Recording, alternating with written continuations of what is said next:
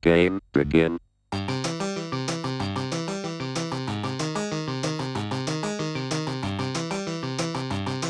Hello and welcome to Spy Colony, Episode 9. I'm here with the Filipino juggernaut, Michael J. Flores. And you can't throw you're words here like with the Chinese juggernaut, Lanny Huang. you The cannot German juggernaut is having a throw pretty good words weekend. like juggernaut around this week. This is not the week to be invoking the name of the Teutonic 5-3. That is not blocked by walls or anyone, apparently. Evidently. Kai Buda in the top 8 of a Pro Tour. What year is this? I don't know. 23. So I I think think it's been 11 years, I think, since his last Pro Tour top 8. I have to imagine he was a little bit unnerved by Nathan Stoyer running him back to back. I see. Oh, wow. He's defending the turf. Yeah, he's Defending the turf. It's funny because you say something silly like, "Oh, it's been like 11 years since Kai's won." I mean, it's been in top 8, I think. And then the next sentence you have to say is, "Kai won more Pro Tours in 1 year than anyone else has ever won." Yeah, Some total of 1 Pro Tours by anyone other than Kai is less than the number of Pro Tours Kai won in 1 year. Yeah. So three months of that year is a Pro Tour, as a Hall of Fame resume. Yeah. So and it's not like he didn't have countless other top finishes. It's just no. Yeah, I just won enough Pro Tours in 1 year that Eric Danger Taylor had to eat his hat at a Grand Prix. Yep. Yeah. The other funny thing was just like Kai was just playing in Nationals. And they're like, oh, it's not like he's just gonna win the Nationals. He won the Nationals. Like, just Kai. Yeah. I'm excited for this. This is like this. Can you just imagine if we have like well, there's gonna be Worlds, right? Nathan's gonna be at Worlds. That's what we're just to have a Kai and Nathan Worlds. Can you imagine? I mean, I think some of it's just kind of BS, right? Like, Pro Tour Dark Ascension, when John didn't block the Wolf, and then Kibler won his second Pro Tour instead of PV winning his second Pro Tour, right? So I said I would much rather the headline was, my very good friend, Brian, and former teammate on the, both the Underground and Team Red Bull, Pro Tour Hall of Famer, Brian Kibler winning his second Pro Tour, to me was a better headline than PV beats John in the Battle of the Goats, which is what would have happened, right? Like, John had huge deck advantage, and PV had deck advantage, and I think was on the play. But then, like, everybody just discounts, like, when John just beat PV in other top 8s after that. Like, they just ignore Milwaukee. Like, they played, and it's like, no one said anything. But then, like, years go by, John is retired for the 3rd time now, and just PV's just racking up his world championship win. And I was reading the bios before this Pro Tour, and it's just like, oh, well, it took until last year for PV to finally be the only one to catch John at 17 top wins or whatever. Like, no offense to PV. PV's obviously got a great resume. You can't count a 16-person tournament as a top win.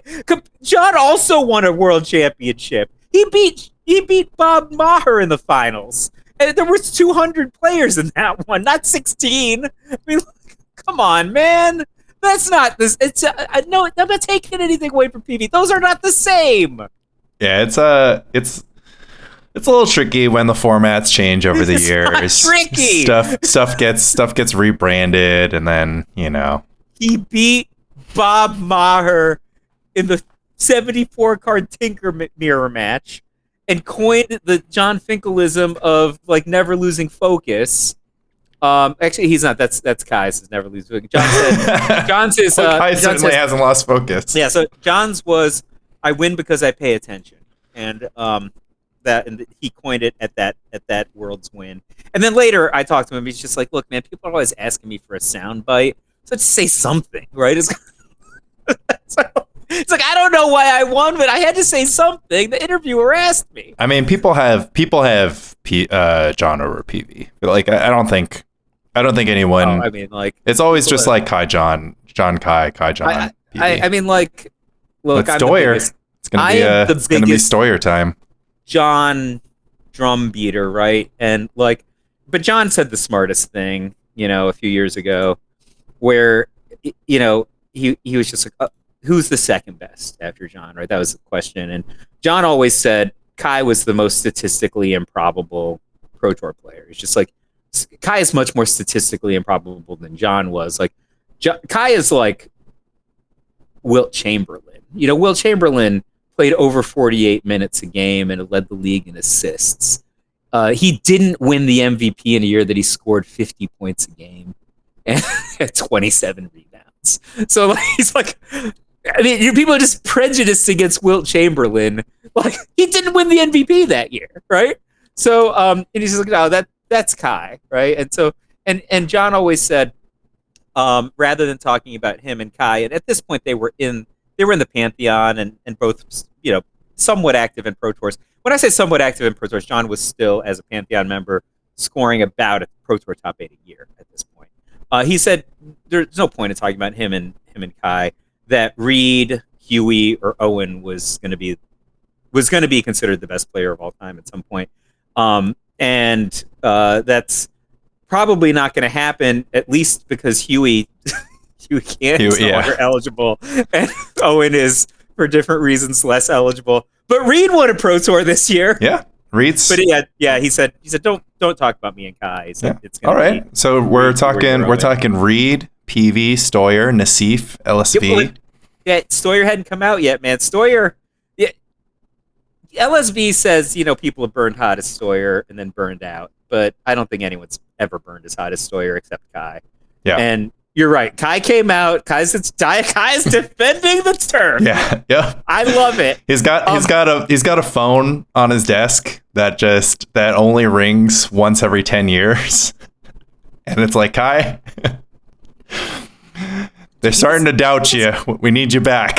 We need you back in. Literal on the same team as those legends on when the Pro Tour Hall of Famers kind of started playing together 10 plus years ago. But he's Kai, man. Yeah. He's Kai. I mean, if Kai wants to win is different than Kai shows up. Like once I was at some Pro Tour and I hadn't seen Kai and I was excited. I'm Kai, you're back. What are you playing? And he shows me this deck and it's got like all different Rorixes. He's playing a deck that'd probably be legal in pre-modern right now. I'm like, what does this deck do? And he's like, well, you ritual out a Buried Alive. What are you buried alive for? He's just, I don't know, like some Rorix Risen and like Rorix Bladewing. And I'm like, what is, I literally said, what does that get you? And he's like, I don't know. A bunch of dragons. Clock. He said, I don't know. A 3-turn clock. And he just like shrugged it. And I'm like, Kai, this is not the Kai, that was sponsored. He's like, it was not the Kai that wanted to win. But he's always been there, and sometimes he was reanimating Rorixes. Hey, look, it's important to have fun. It's important to have fun, yeah? But it was just such a hilarious answer. I don't know. A 3-turn clock. And we can't fail to mention Javier Dominguez as well. Oh, yeah. Also, the fervent champion. The fervent champion. He's in the top 8. This is rounding out to be a sweet one. He's real good at Magic Gathering, I gotta say. I have kind of like a sad anecdote, which is that Dominic Harvey, Canadian Magic grinder, known for his prowess with the Amulet Titan deck, was going to grace us with his presence at LobsterCon this year, were it not for the RC being on the exact same day. And that RC qualified him for the PT, and now he's in the top 8 with the PT. Thanks to some draw shenanigans between Alexander Hayne and his opponent. I'm very sad about that. Alexander Hayne would have loved to see him in this top 8, if for no other reason than he is among the greatest Flores fans. I know that you think that you're a great Flores fan, but when you win a Pro Tour and attribute it to having read 100 Flores articles in a container ship while crossing the Pacific Ocean, then you get to be in the Alexander Hayne category. I mean, we'll see. Maybe one day we'll have a pre-modern Pro Tour, and that'll be my time. Yeah, but so Kai is playing a card that costs UU3, draw 3 cards at sorcery speed, which is comparable to the and somewhat worse as a hard cast to the card Concentrate, which is that effect for 4 mana instead of 5. Notably, Kai won a Pro Tour with Concentrate in his deck. Yeah. It took them a while to fix Ancestral Recall, but they finally got it in was that printed in Odyssey? Well, I mean, Kai's playing in 2023 at 5 mana, so yeah. So fun week in pre-modern. Everyone still waiting for the meta shakeup following land taxes ban. My personal opinion is that while the Fun Police has lost one of their officers, they are not looking to promote any trainees to a new position. Liga decks are still good. There's some rumblings that Mono Black might be back on the menu.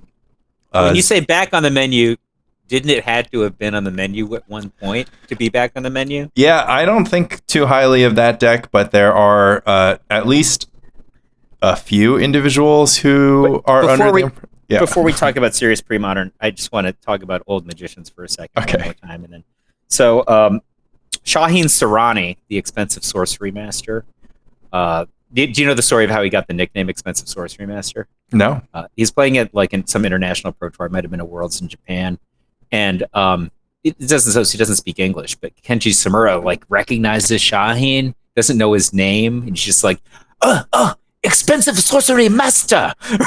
So like he got the nickname Expensive Sorcery Master from the great Kenji Samura. Shaheen Sarani hanging up. He officially retired from Star City Games after 17 years as a writer there. So he wrote a very nice thing about how I kind of got him on the national stage and everything, and he parlayed that into from reputation standpoint, right? I'd written about a lot of his stuff at local level tournaments, and he got noticed by guys like Frank Carson, and then eventually became a writer in his own right, as well as a much more substantial and successful SCG grinder and Pro Tour player than I ever was. But he's hanging up the boots, I guess. So of course I immediately texted him, and I'm like, Shaheen, hanging up the quill or hanging up the wand? He's like, hanging up the quill.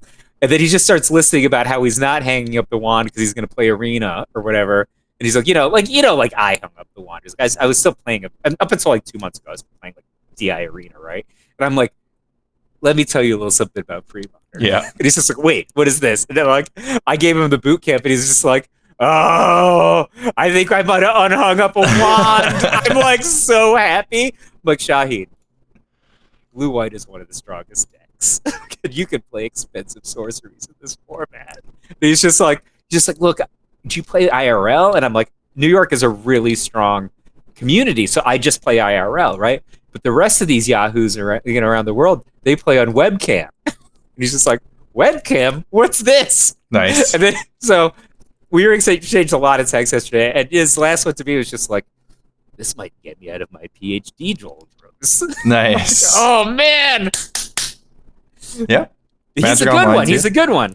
I think, I mean, look, if you're close to Shaheen, it says on Twitter here that he's in Virginia.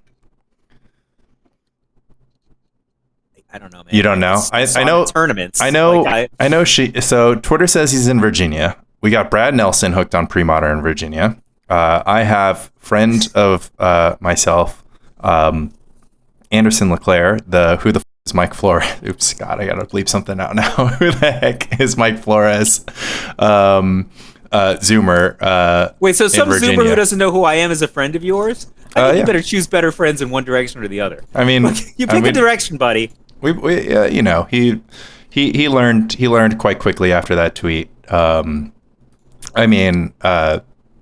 In any case, also Virginia. So I'm starting to see that maybe Virginia can rise up. A pre-modern hub. Yeah, for pre-modern, why not? I mean, there's a ton of Magic players there, that's for sure. So here's the thing we were talking about on our list, and I like this idea, and so I don't know if we can steal some of Martin Berlin's thunder. But what about pre-contemporary?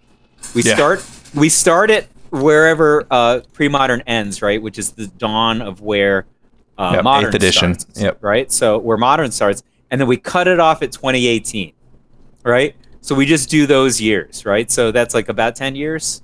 Just Yeah. cut it off at 2018. So It's actually it's 15 years. It's 2004-ish to 2000.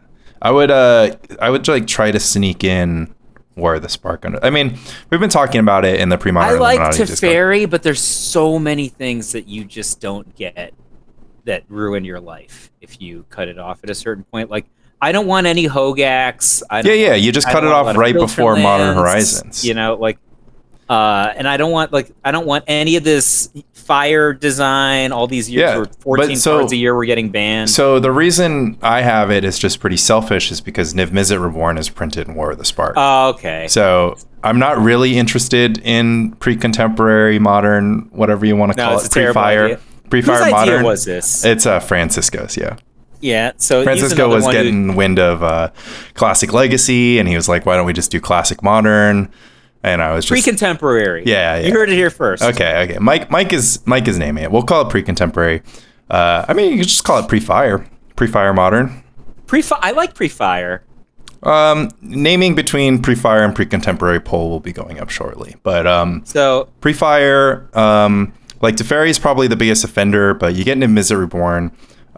Francisco wanted to cut it off pre-Faithless Looting and cards are all fine. Like Creeping Chill, and I'm just like, Fran, like, hey man, Arclight Phoenix, Tron, Dredge, Amulet Titan, like Death Shadow, Burn. Like, this is the best modern ever. Like Blue White Control, all of these decks are. You want to cut awesome. it off before Creeping Chill, you got no arguments from me, but you're gonna have a worse format, because if this is a real format, then there's gonna be a best deck, and without Creeping Chill, there's nobody's gonna hold it back, because all the cards that made the other decks able to beat this deck were printed after 2018. Yeah, I mean, I don't know. I think during that time, the strongest deck in Modern was Arclight Phoenix. By a pretty good amount. I never lost a single match to that deck. I considered it. Well, that's because easier Burn to curdle than Death Shadow, which is easy to curdle. Yeah, but I mean, by all means, that's why Creeping Chill is there to keep you down. Reed told me to play like two. He said, "Why don't you play two? What's the Phyrexian or B RFG something from the graveyard, and then you RFG it from Surgical Extraction." Yeah, he said, we just play two Surgical Extractions in your sideboard. I'm like, why? It's like, for Arclight Phoenix, I'm like, I've never come close to losing to a deck with Arclight Phoenix. And so I was playtesting with D-Tau at a Grand Prix, actually, and he was playing an Arclight Phoenix deck. I was playing my Burn deck, and he looked at me, and I think I won 7 games in a row or something, and I'm like, let's just keep playing. And he's just like, your deck does everything my deck aspires to do, but I keep taking 20 damage. And I'm like, well, I'm not trying to attack you with a 3/2 for 4. I think that's part of the reason. Okay. I'm enjoying your axis of evaluating decks based on how good they are against Burn. This actually carries over to pre-modern. That's how I'll have you know that aforementioned Burn, I don't like that person. Yeah, mono black deck, not very good against Burn. But we did recently have like a mid-sized tournament in California where the finals was zombies versus zombies. So a little bit of excitement there. Not good against Burn. Also not good against Burn. Yep. All these decks are not good against Burn. Aaron Dix is, of course, salivating over the land tax ban. He is very happy for you to run whatever you think is good now into his Burn deck so that he can show you a thing or two. The thing that makes me so... I was gonna invoke the name of Dix myself for a different reason, because probably the third biggest proponent of mono black zombies in pre-modern is, in fact, Aaron Dix. Right, so you've got like Robin, Mano, and then Aaron Dix, right? Aaron Dix is like a solid number 3 lover of the zombies archetype, and it's so polarized because he's just like, I love zombies. I love to play against zombies. Yeah, I love zombies. Whenever zombies are involved, he's. I love it. I love either side, and he always plays it on day 2 of LobsterCon. So he played it day 2 of LobsterCon last year. He didn't do very well with his Bubble Burn on day 1 this year. He loves the zombies deck, and he loves beating the zombies deck even more. Yeah, I mean, that's super good. But yeah, I mean, people are like, oh, creature decks will get better. It's like, well, they were already good. Like elves and goblins was already super good. If anything, they'll just get slightly worse because the lack of parfait and the rise of burn is just going to make it harder for elves and goblins to do well. Assuming, of course, you are not a sort of tactically or strategically well-prepared goblins player, because we did a little in-house testing of some goblins versus burn, and it seemed a lot closer than people would have you think. So I'm gonna be the contrarian for once. You know, I know just one first time. Doesn't come up very often. I don't. Aaron was the one who told me that goblins versus burn super favored burn, and that doesn't surprise me. Aaron thinks a lot of decks lose to burn, right? But it never made sense to me that goblins should lose so handily to burn. I thought it'd be pretty close. Maybe burn is a slight edge, but I've lost to goblins with burn multiple times personally. And in testing, if I'm on the goblin side, I think I win 2/3 of the game ones against burn. I think burn says nothing to get better after sideboarding. I watched Fran lose a camera match, and it took me with the goblin side. And he's like, oh, no. Yeah, goblins can never beat burn. And I'm like, Fran, do you not know that your Gem Palm Incinerator is turned on by his Mog Fanatic? He's like, what are you talking about? I'm like, you took 12 damage one game that you didn't have to take. Like, you literally could have just killed this guys with your Gem Palm Incinerators. Yeah, goblins on the battlefield, yeah. folks. And he's just like, no, I couldn't play any goblins because he had Grim Lavamancer. I'm like, yeah, that's not how that works. He rolled the tape back. He's just like, I should have won. I'm like, in fact, you should have won 2-0. And so I'm telling you, I think Goblins is A-okay against Burn. The Smiths brothers played it, right? At LobsterCon.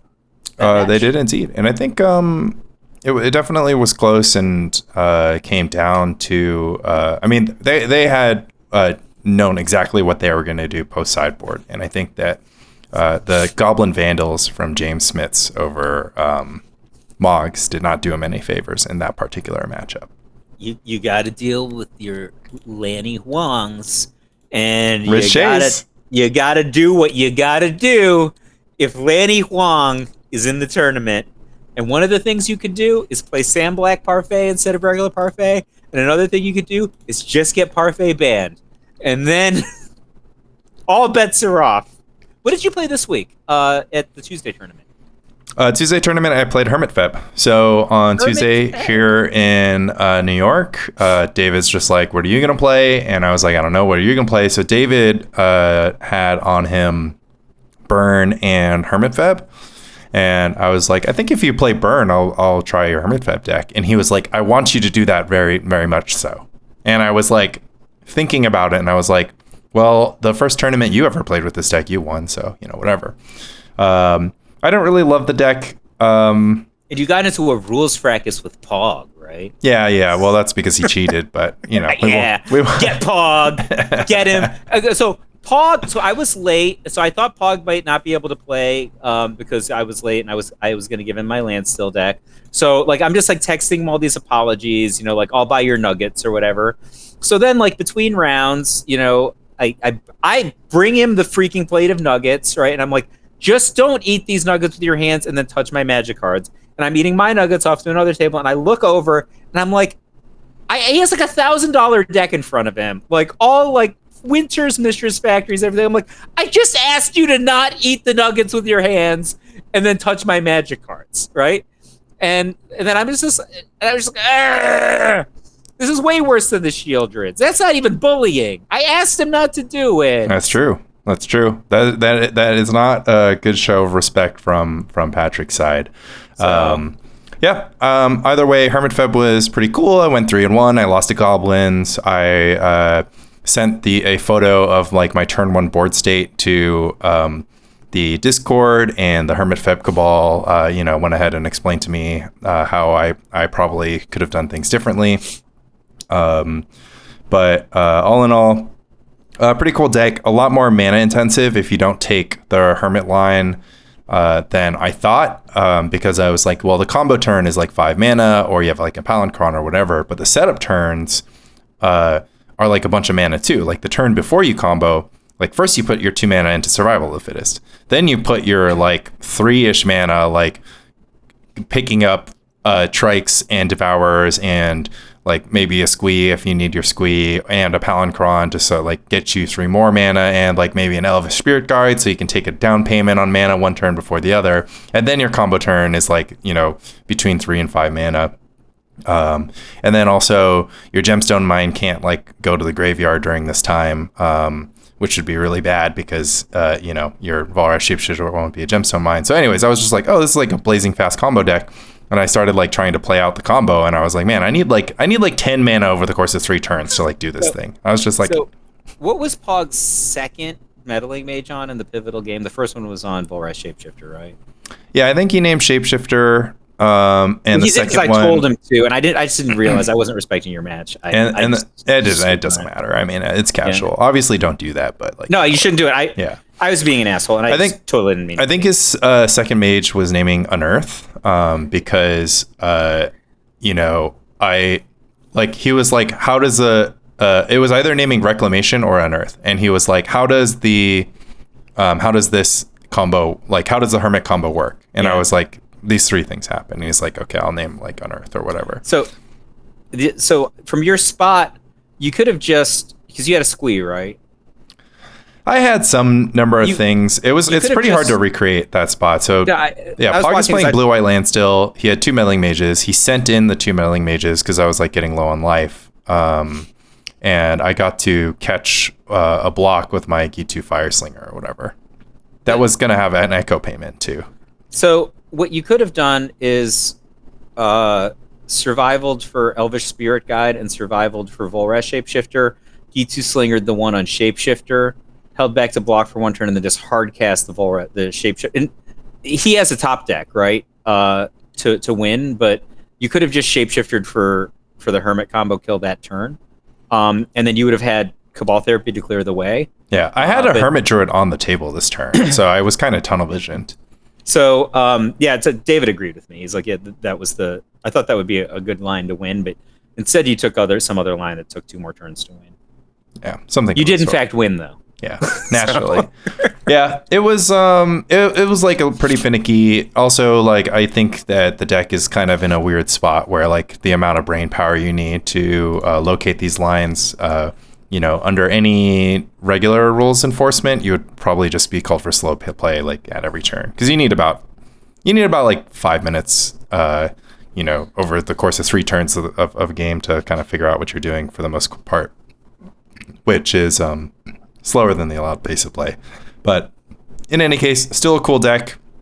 Lots of respect to the people who have even a small amount of mastery over it.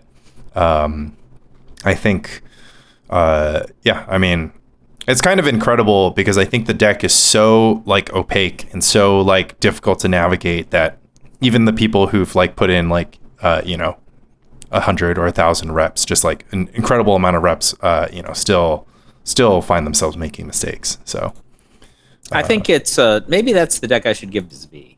Yeah, Zvi once said if he had to play in a PTQ to qualify for the Pro Tour again, he would love to play Full English Breakfast. And the versions of Full English Breakfast he could have played when he made that statement, which was 24 years ago or so, were far less complicated than this version. So I think maybe he'd really enjoy it. Yeah, sounds like it. Shout out to Zvi. Did he register? I don't know. He said it sounded to me like he would register if somebody give him a deck. Yeah, but you have to nag him because we have 9 spots left. So we're not anymore. Land took one of the spots. Yeah, so we probably have 8 spots left. So I would guess there's fewer than 8 spots because I posted that there was 9 spots. Within 5 minutes, Land texted me, told me he took one of the spots. Yeah, and then Jeff Ferris at Legacy Night was also telling people to sign up. So that was a good tournament at Brooklyn Strategist. Who won that tournament? That would be Jeff Zhao. I think Jeff Zhao came in 2nd place. Although he did have a 4-0 finish. Yeah, he did actually complete 4 matches of Magic against human opponents. The other 4-0 player for true domination of the tournament. But that's not what the tape says won the tournament, right? I'm just checking. Okay. Who won the tournament? This was a real tournament. I'm gonna be an ass here because with real you had a 66% opponent match win rate by playing against the bye, which is nearly statistically impossible because it means that you caught the bye and then all three of your other opponents went X1. So you have 4 opponents that each play 4 matches. That's 16 matches with 7 guaranteed losses. It's like you can't even get a 66% opponent match win percentage unless you're as good as I am. Evidently. So I mean, are you feeling your blue red stifle knot deck that you just won't put down? No, I mean, cards on the table. I was actually going to ask you to do this, but the process would have been too difficult for me to write you in text because there's 14 ways to misinterpret what I'm about to say. And they're really intuitive ways to misinterpret it. And then I'm like, no, nobody stole your meddling mages. Nobody stole your Addercar waste. You just have to pick a different deck, right? So what would be your top 5 decks if number 1 is my number 1 deck is this, my number 2 deck is this, and there's not a real reason you can't play the number 1 deck. It's just the number 2 deck. So I'll give you an example of my top 3 decks. Number 1 would be Argent Knot, or whatever you want to call Fran's deck, and I would play very similar to what Fran used to win the Champion of Champions tournament, other than what is with this Phyrexian Furnace? That is definitely not in my deck, right? That is definitely not in my choice. Deck. What? Huh? Tactical choice. The man won't play an impulse, but an impulse that only digs for 1 is now on the table. And the reason is he always knows what the first card to sideboard out is. Yeah, champ of champs. I would also know what unplayable card to take out of my deck first. So this is why it makes sense. So my number 2 deck would be Land Still, which it would be with the full Landiho, Tom Metelsky mashup, stole from Brian Selden. That would be my number 2 deck. So I could only not play the 12-12 deck. Nobody stole my meddling mages, right? That's just my second choice deck. And my third choice deck would be blue-red Stifle Knot. And then I would go down to probably goblins. And then I think I would play Lanny Rock and goblins as my third and fourth choice decks. Nice. Mostly because I don't have the reps behind me to play Breakfast. Or maybe Enchantress. I think Enchantress might be a big winner in the post-parfait metagame. Or Elves. But my top 3 decks, blue-white 12-12, blue-white Land Still, blue-red 12-12. What would be your top 3 or 5 decks? All right. So my number 1 deck would be Parfait. But it's banned! But somebody's borrowing my land taxes forever, so I can't play it. My number 2 deck, if I'm trying to win, probably still blue-white Dreadnought. But if, I'd probably play still same play. 75, don't hide Brain Freeze tech from me. If you figure out something like Armageddon, don't not tell me. Yeah, I tell you everything. I think the only... Itai was armed with Brain Freezes that would have defeated me if we had played in that tournament. So Yeah. I don't feel like you tell me You quote were not in the Airbnb at the time that the brain freezes got added to the sideboard. Yeah, I was literally sitting there. I was building Itai's deck. David Tile's there. I'm just got the cards in front of me. Itai's not even there. Itai's just what am I registering? modern. What am I registering? Yeah. No, he's at another friend's house in Boston because he studies in Boston. He's got friends there. So I'm sitting there. I've got all my blue-white knot cards on the table. And I'm building the sideboard, and I've just got all laid out in front of me. And I'm just figuring out the last slots of the sideboard, moving Swords to Plowshares around. We went down to 1 Swords to Plowshares main, trimmed the ops, whatever. And then, I just pulled out the Brain Freeze, and I was just oh yeah, we got to do Brain Freeze so that we have that thing going. And so the deck list was locked at the very last minute. And now it sounds like you should just be running 3, which honestly makes a lot of sense. But of course, land steel players. Furnaces? No. Okay. I guess Selden did it. Better, got to be better than Impulse. We have 2 impulses we can cut from the current list for those additional Phyrexian Furnaces. You heard it here first, everybody. You take Fran's deck, and quote unquote, the right number is 3. You heard it here first. I'm attracted to Sam Black's idea of playing a Dreadnought deck that has actual card advantage cards besides Gush, but I'm not sure what that would look like. But yeah, of course, so we'll just say the number one slot is like Blue White Knot, but probably Grotog because I'll probably continue to champion that deck as just being super awesome. That probably is like my like Grotog, despite the fact that my rock is also a deck, but my rock, my figurative rock is probably Grotog, like the deck that I probably lose a lot with, but I probably think that I win more with than I actually do, just because I feel like I have so much agency. Just play Astral Slide. Yeah. You convinced me. Astral Slide it is. It was kind of like, looking at what's going on in the PSS, I'm like sitting here and I'm going to face in order Tom Metelsky, then Jeff White, then Jared Doucette in the following 3 weeks. And once again, I am in a position where I don't actually know where Grotog is going to catch a win. so you're up against Tom this week. Yeah. So Tom's 3 decks are Blue White Landstill, Rock, and Blue White Dreadnought. Yeah. Okay, so let's see. Your options are Grotog, Replenish, and Parfait. Okay, knowing that Tom listens to this podcast, and we're also all on the same mailing list. We have a team chat. I don't have that much to say. I think it's pretty out there. Tom knows the matchups. I know the matchups. There are bad pairings for both of us. So I think it's more than likely that our decision in week 1 is going to be based more on what we're going to do the next 2 weeks. And like, no disrespect to my fellow PSS competitors, but I think that Tom, Tom is just a very, very strong player, and I would rather take my chances. Take the L, yeah. I'd rather take my chances. I like that. That is a classic money draft strategy. Like I'll eat an L, I'll eat a 1-2 in order to make 2 1-2s on the opposing team. If that's what happens, they need to have a 3-0 over there in order to stay in the draft. I like it. Yeah. That's a really great strategy. But let's talk about what happened PSS last week, not this past week, but the previous week, because we never had an episode about that. So we've had 2 weeks of the PSS since our last episode. Let's talk about that week first. So we're recording this on a Saturday. So the Thursday before last, I defeated Alvaro with my Replenish deck. Tom had a somewhat unfortunate run against Jared Doucette's Goblins. We had Rich defeating Jeff White, playing Parfait. Rich was playing Parfait against Jeff White's Replenish.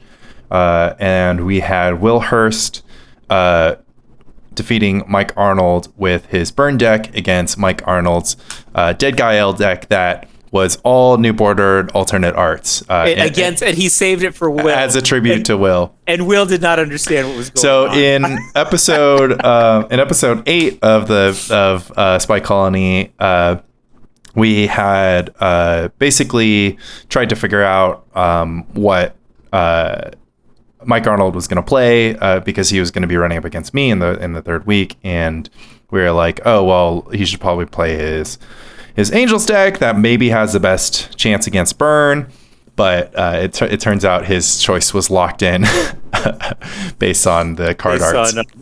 Characteristics. And the kicker is just hysterical.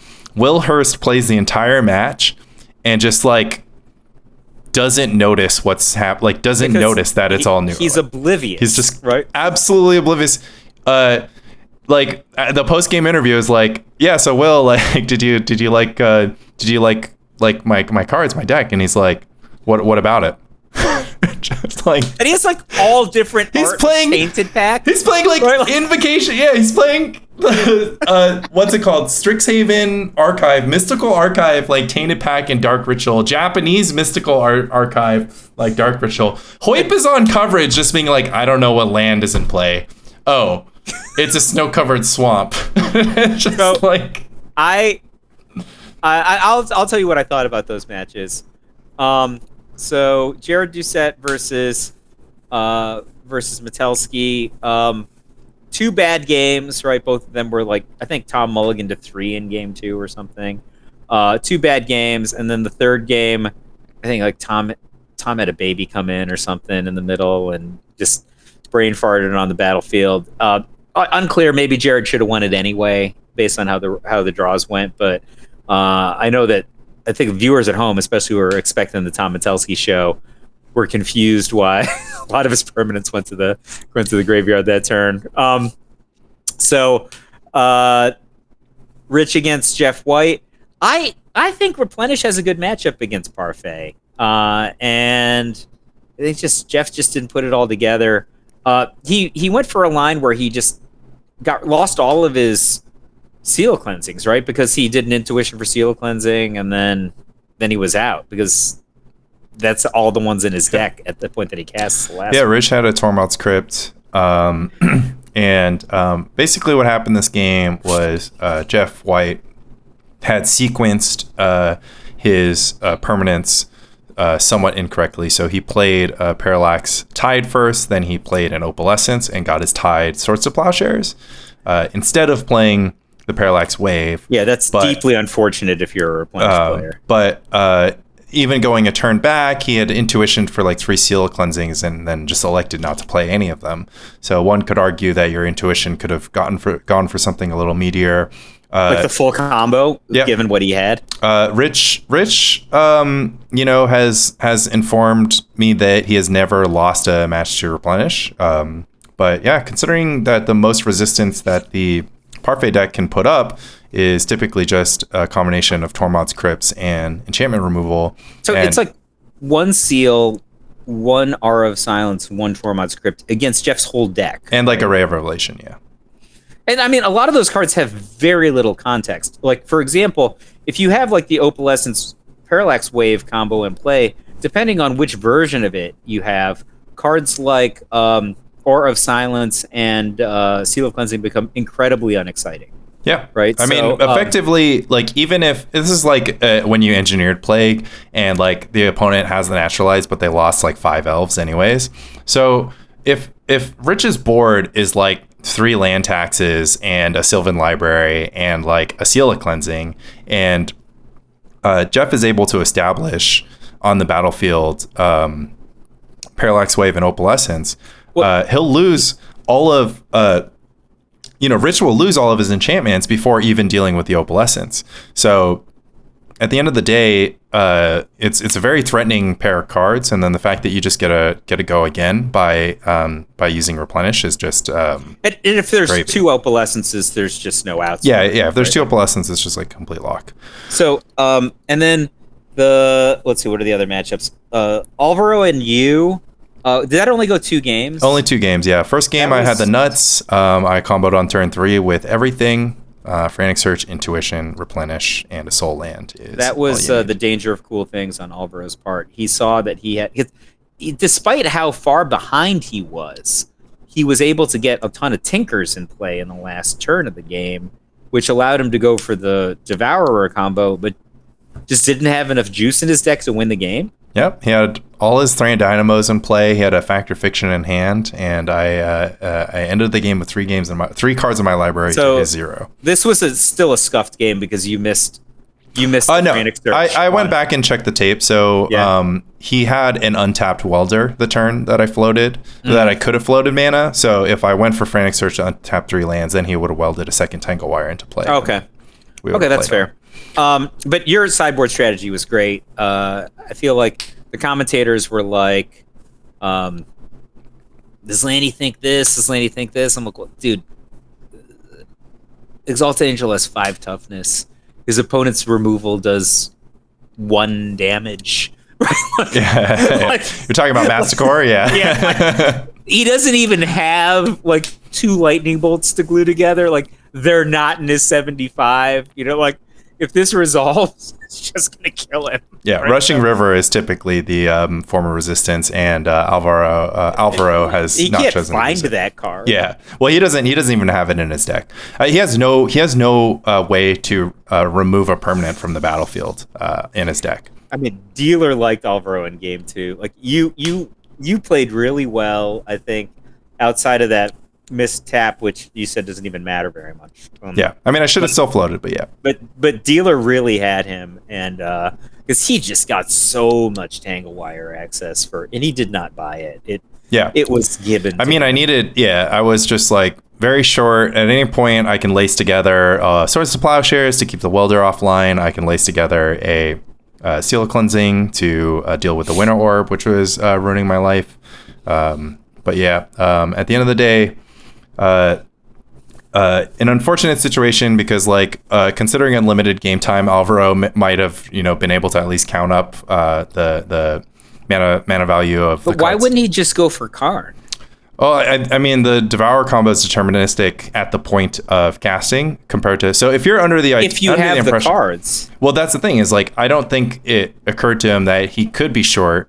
It's plausible that he thought that I would just at least scoop, or at least just be like, okay, I'll scoop to show me your deck. But I actually made him add it up, and the Karn meant that if I drew a plow, because he couldn't get any damage in with the Karn that turn, the Karn meant that if I drew a Swords to Plowshares, then he would be essentially behind a Tinker. He wouldn't have access to Karn for the rest. He wouldn't be dead.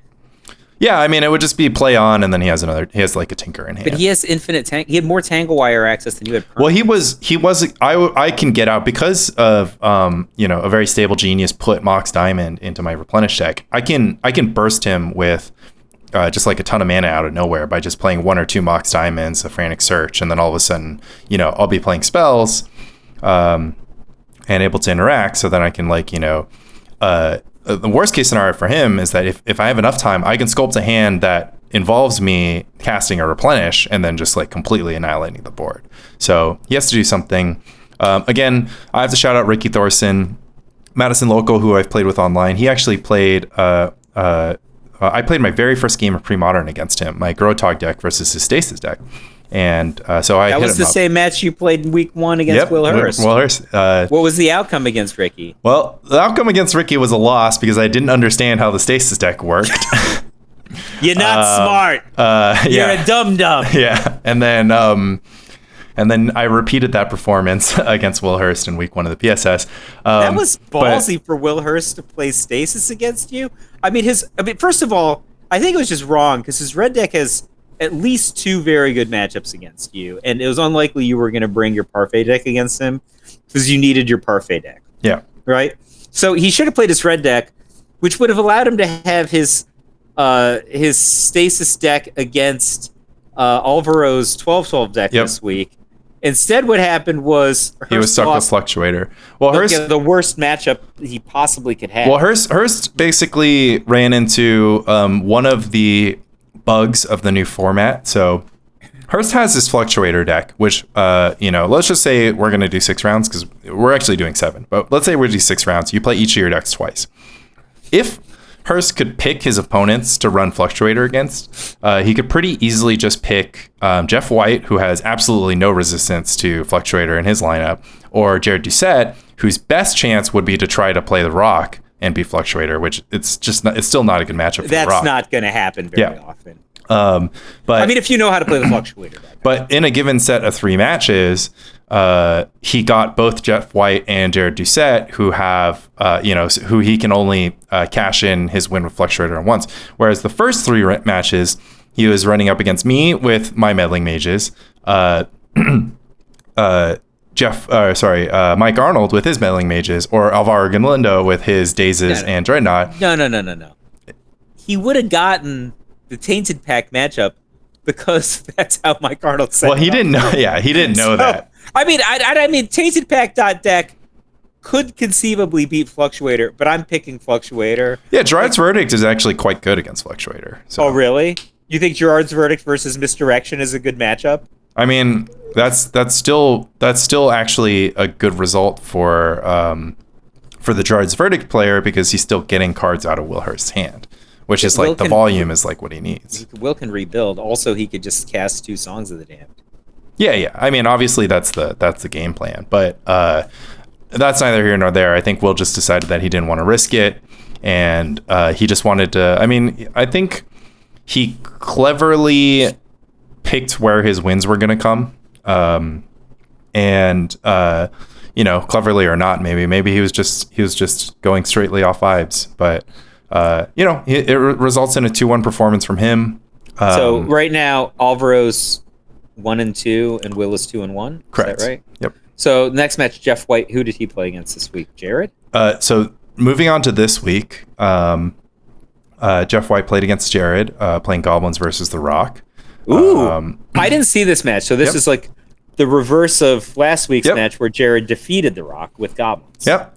This one was unfortunate. We had some like mulligans to like 3 and 4 in like a couple of games, but I believe that Jared took it in 3 games with The Rock. I think they got one good game out of that, but like in total the match took like 30 minutes. Will Hurst got crushed by Mono Blue Dreadnought in about 15 minutes. I think that matchup actually favors Lanny Rock over Goblins in my experience. Yeah, I think that you need to know how to play your engineered plagues properly. I think if you look at how The Rock played against Goblins in consecutive weeks, even though Tom lost, like the match looked pretty good from Tom's side of the table. Yeah, the game 2 he mulled to like 3. Yeah. Also. And somewhat impressively, Tom Matelski against Rich Shea. Tom himself having Goblins favored over his Landstill list, despite the fact that in the private Discord, I'm like, Tom, are you worried about Goblins? And he's like, no, I've never lost to Goblins. In the post-game interview, he's like, yeah, I think Goblins is slightly favored. Yeah, I think that he was playing the Rich Shea card. Because every time Rich Shea wins one of these matchups that he obviously was going to win, he's like, oh, so-and-so played really well. That's really how you should play it. Gentleman and the scholar, what can you say? Yeah, and I mean, like, I'm watching this, and I'm like, obviously, Rich kept a hand that if Tom didn't have an answer to a first-turn lackey, Rich's hand would have developed and maybe would have run Tom over. But, like, me and Tom have played this matchup a lot. I have also never lost to Goblins. And I've won most of the game ones. So the thing is, this matchup, it's the same as the red deck matchup. Like, the red players, whether they're Goblins or red decks, seem to think that they beat Landstill. But I don't know that they're that good against the sum total of all the technology in the Landstill deck now, right? Yeah. So they're probably still operating off the terms of like, maybe 6 months or a year ago. 2 years ago. Yeah, where Landstill decks just didn't have the same kind of resistance. They had higher curves. Some people are playing accumulated knowledge and other nonsense. I mean, we're literally playing cards like Chain of Vapor so that we don't get hit by a first-turn Goblin lackey. Now, you could argue that should just be an additional blue elemental blast, right? But, Tom and I both play Chain of Vapor at LobsterCon. He has a Chain of Vapor in his deck now. It is obviously more flexible than a blue elemental blast, and if all you want to do is not get hit by a first-turn lackey, it'll stop that from happening just as well as a Hydroblast will. But there's a lot of technology in the blue-white deck that allows us to put up a lot of resistance against these various red decks. The chain's actually left Tom's list. Isn't it in his PSS deck? His PSS deck has 1 in the sideboard. That's what yeah. Oh, okay. I thought you were talking about main deck. No, we had it in our main deck at LobsterCon. And it was one of those awful cards that, like, you know how I love to play, like, oh man, I'm gonna get him with this. Like, that's literally my kryptonite. Yep. Like, I'm gonna get him with things. this. You ever want what happened? Zach Hill. I played this deck in day 1 of a Grand Prix, and I did awful. And then I played somebody else's just regular red black beatdown deck and went undefeated through however many rounds in day 2. But I played my own deck in day 1. It's playing a Liliana of I don't know what the name is. It's the one that's like BB2 and it just gets swamps. Nice. And it can like nug a creature for however many swamps you have. Whatever that Liliana is. And I was like, oh, I think this card's really good. And Zach Hill's just like, don't listen to the haters. You're just the greatest deck designer. And I'm like, yeah, I'm going to play my Liliana deck. It couldn't beat anything. That was like at the same Grand Prix that like Reed and Cuneo top 8'd with like Sam's. The one deck I always said, I wish I made this deck. It was their like green, white, blue deck splashing for a land that mills you. It has like this, they had 1 Farseek or something. So cool. Way better than my stupid deck. Well, it's ironic because it's a danger of cool things story, but the only reason, like, your biggest regret was that you didn't do the slightly cooler thing. Cool. No, but the thing was, Zach Hill specifically was just like, oh yeah, you're such a genius. you'll get him with, and then we had our own like side chats of like perfecting my deck, and then like Zach shows up at the tournament playing like just like a stock red green deck. I'm like, what are you doing? I thought we were on the squad. And he's just like, yeah, I don't know. Man. Yeah, no, it's good for you, but I'm just gonna play. Yeah, I'm just gonna play red green. Like, come on, like. Liliana, what are you thinking, bro? It's just like, I mean, also Kibler was just like, I don't understand what all this criticism is about. Mike is completely correct about his assessment of this Liliana. And I'm like, yeah, Kibler thinks I'm right. Yeah, but I'm totally go 2 and 3 drop in this Grand Prix. Yep. So, danger of cool things. Don't let it happen to you. It happened to Tom Matelski's sideboard.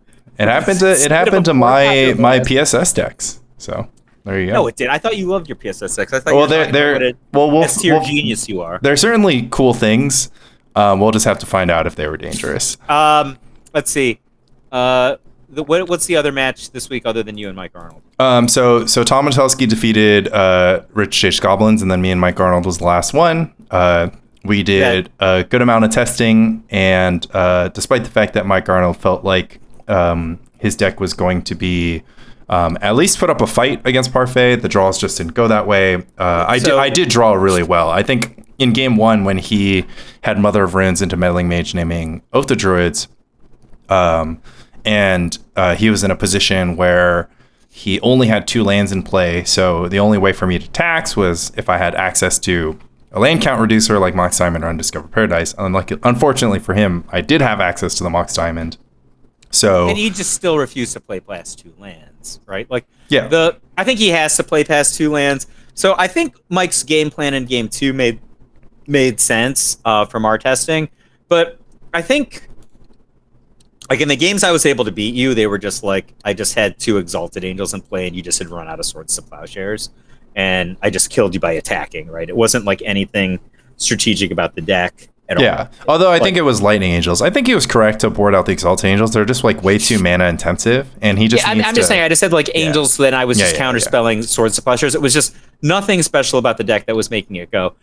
In our testing, I think the problem was there was just only 2 disenchants in the entire 75. So when you talk about going up to like, all right, you're adding to annul. There's these meltdowns. Like you got blown out by meltdown, or it just didn't matter. The problem is, with only 2 total disenchants, his ability to answer both land tax and Oath of Druids in the same game is really tough, and he just can't beat an Oath of Druids. Like, I had a game against you where I just resolved Future Sight on turn 5. You never dealt with Future Sight in the entire game. I drew like 4 cards a turn or whatever, and just died to a hard cast of Chroma, which is how you won your game 2 against Mike as well, right? Like, it just didn't. I just could never deal with the cards in play. Yep. I mean, that's the sort of genius of the Parfait Cabal adding duress to the deck. I think that like I was just able to duress on key turns to get my stuff going through, or just jam through with enough mass. Like you said, he had a big meltdown, caught an Ivory Tower, caught a Mox, caught a Skull Rack. As a viewer, it seemed to me like you were just baiting the meltdown so that you could just Enlighten Tutor for a second, Scroll Rack, and basically slam the door shut. Yeah, I mean that's what happened. That's what it looked like to me. I couldn't commit the second land tax either because of Cleansing Meditation. I also had to play around Cleansing Meditation until he finally gave up and just played it for 1 land tax, and I was like, okay, I've got it without Threshold, right? So he also he had it with Threshold. It's not a replenish with Threshold. It's still a Tranquility. Of the things that are destroyed that turn. Yeah, exactly. Yeah. But Future Sight, I had answered Future Sight with Seal of Cleansing. So. Oh, I love that because that just came out of the testing. That's not intuitive to leave your enchantment removal in. Yeah, no, I was about to board out, and in our testing, I was going to board out everything.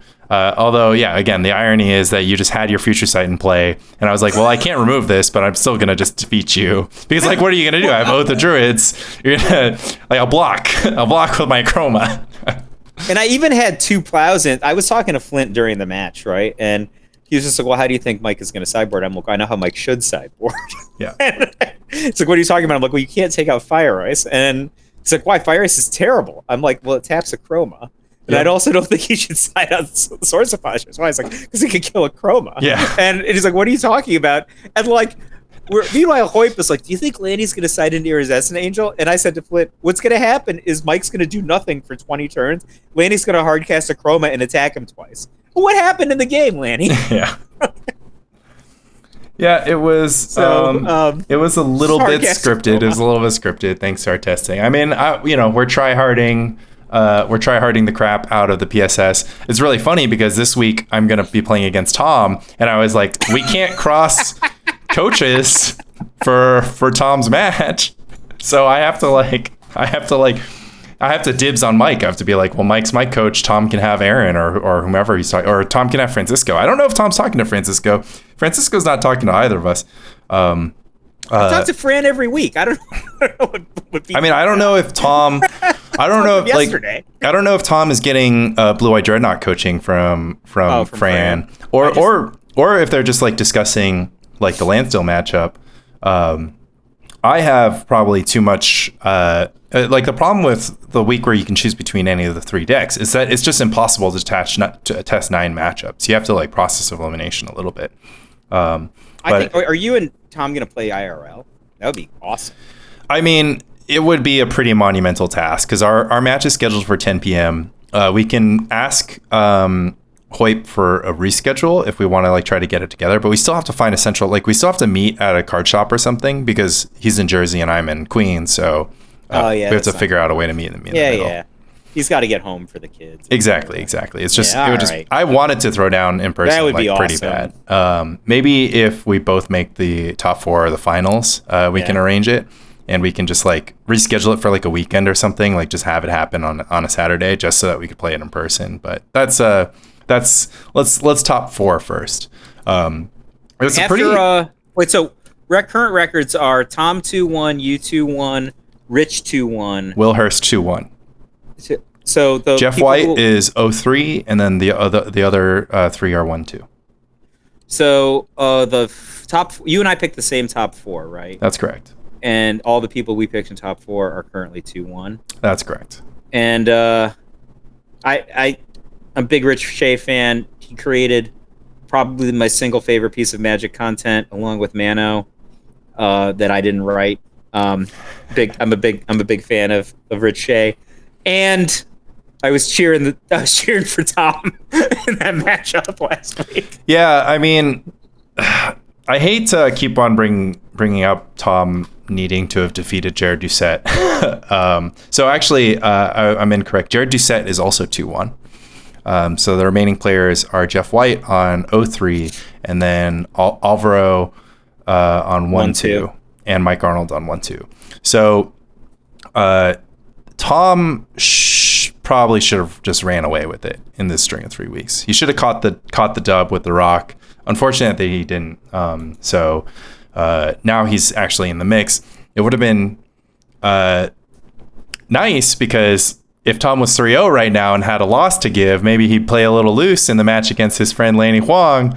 Give me a break. No, dude, these are the matches that you play the hardest. Yeah, I know.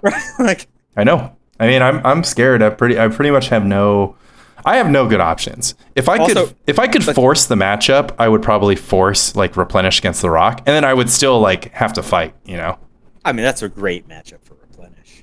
It is, but I have no doubt that I have no doubt Tom is not going to bring the Rock against you. So. I mean, like, what? I mean, so of your 3 matchups, let me think. Actually, the Rock's probably okay against GAT. Rock is quite good against the Psychotog deck, and then it's decent against the Parfait deck. Landstill, Shea, and he was Tom Metelsky. Yeah, who would win? Turns out Tom Metelsky. Rich Shea did not have Burning Wish. What if you were Rich Shea against any other Rock player ever in the history of Magic that's not Tom Metelsky? Then you would take Rich Shea. Then you would take it. Yeah, I mean, it's tough. Like Tom's Landstill looks pretty good against my lineup, except for Grotog can sometimes embarrass Landstill, as depicted in my championship run last year. At the New York tournament where I beat 2 Landstill players. That's one of them was Jordan, right? No. No, it was Jordan was the third Landstill player that I didn't play against, but there was like 3 or 4 Landstill players that So day. I would say I've watched that matchup. I think it can go either way. Yeah, it's close. I think. What are your breakers in game 1? Your breakers are meddling mage, psychotog. It's just mage and then daze. So if you mage plow, Tom can no longer do anything except for Wrath of God. Wrath of God costs 4 mana. So if you look at my stuff. Yeah, I mean counterspell, like, you know, I've got a little bit of action. I bet, you know, as we've discussed, Psychotog is just like a wildly inconsistent deck, so sometimes it just doesn't deliver the goods. I mean, Landstill is a weirdly consistent and sometimes weirdly inconsistent deck. Yeah, I mean, I think it's inconsistent, like when you don't draw your plows or you like only draw 4 mana spells. Like, I just think that like Landstill just has a very high curve. You can also just flood out. You're playing this million land deck. Sometimes you just have 3 Dust Bowls in play, and your opponent's attacking you with a Jackal Pup. Yeah. No, those are all things that can happen. But you know, Tom has a run up against Will Hurst, followed by Alvaro Galindo if he likes his Landstill decks against those opponents. Let's see, Landstill versus Ponza. I think I like Landstill. Could go either way, but I think I like Landstill. Landstill versus Mono Blue. Landstill by a mile. Like that. I think that matchup favors Landstill when it's Argent Knot against Landstill. I know Fran thinks the other way. I think it also depends how much sideboard action the Argent Knot deck has, but without meddling mage, 0% chance of winning game 1. Like literal, you just never win game 1. And then what's Alvaro's third deck? Tinker, yeah. Landstill by a mile, I think, in that matchup. It has Sword Supply shares for the Goblin Welder. Counterspell for everything else. There's like literally no pressure in that matchup, right? Yeah. The pressure is Tangle Wire. Yeah. It's just Goblin Welder. It's it's Welder Wire, because Wire doesn't do anything, so it has to be Wire Winter Orb. It does do something. It does something insofar that you can lock them. You can mess their million. If you have Winter Orb and Mishra's Helix at the same time, then you got them. Yeah, I mean, so my point being, the pressure is Tangle Wire, right? Well, the Tangle Wire fades until you have a Welder, and then if you don't have But I'm saying you play the Tangle Wire. If it resolves, then you can resolve a big spell. Yeah. Right. So, I think if I were Tom, I would save my Landstill deck for Alvaro's lineup then, because like I like Landstill in all 3 of those matchups.